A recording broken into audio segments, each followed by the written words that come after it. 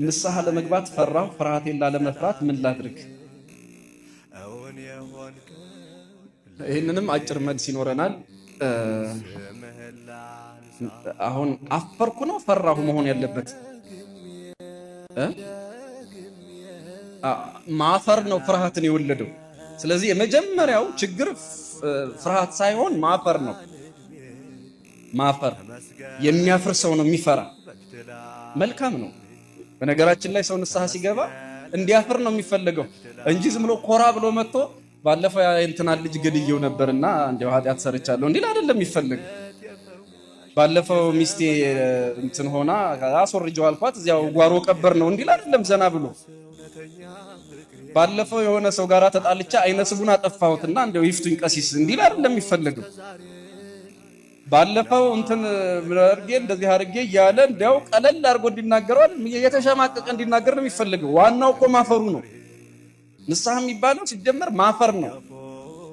ቅድም በመግቢያ የተናገርኩት ከማር ይስሐቅ ውስጥ የነገርኳችሁ ቃል እሱ ነው። ንስሐ ማለት በራስ ላይ መፍረድ ነው። ንስሐ ማለት በራስ ላይ ምን ማለት ነው? በራስ ፈርደህ በራሳችን ፈርደን በሰራነው ኃጢአት እንድናፍር ነው የሚፈልገው። ግን ደግሞ መጽሐፍ ምን ይላል መሰላችሁ? ፈርተን እንዳንተው። አይ ይሄንንማ እንዴት እናገራለሁ ብለን ተሸማቀን ፈርተን ከንስሐ እንዳንርቅ አንድ ሊቅ ምን ብሎ ያብራራል መሰላችሁ? ክርስቶስ በመስቀል ላይ የኛን ኃጢአት ተሸክሞ እርቃኑን ተሰቀለ። ክርስቶስ ኃጢአት ሳይኖርበት ኃጢአተኛ ተብሎ በመስቀል እንዴት ተሰቀለ? ይሰማል አይደል? እንዴት ተሰቀለ? ምንም ልብስ ሳይኖረው። እዚህ የመስቀል ስዕል ካለ እሱ ዮሐንስ ወልደ ነጎድጓድ ሲስለው የመጣ ነው በኋላ ዘመን እንጂ መድኃኒታችን ኢየሱስ ክርስቶስ የተሰቀለው ምንም ልብስ ሳይኖረው ነው። አይሁድ ራቁቱን አድርገው ነው የሰቀሉት። ይሄንን የቤተ ክርስቲያን ሊቅ ሲያብራራ ምን አለ?